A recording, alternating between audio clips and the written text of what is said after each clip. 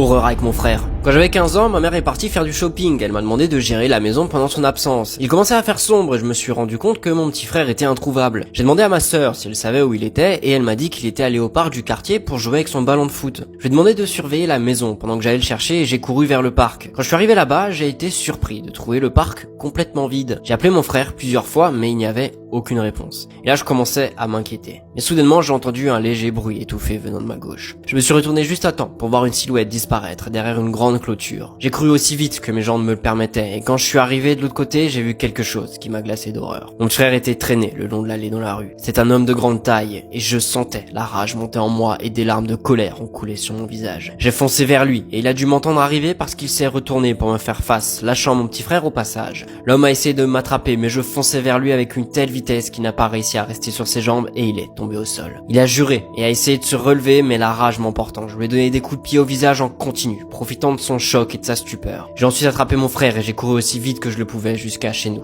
À ce moment-là, il faisait noir dehors et ma mère était rentrée. Elle était malade d'inquiétude et quand elle a vu nos expressions, elle a réalisé que quelque chose de terrible était arrivé. En lui racontant ce qui s'était passé, mon frère et moi nous sommes mis à pleurer. Ma mère nous a réconfortés du mieux qu'elle pouvait. Elle a appelé la police mais le kidnappeur n'a jamais été retrouvé.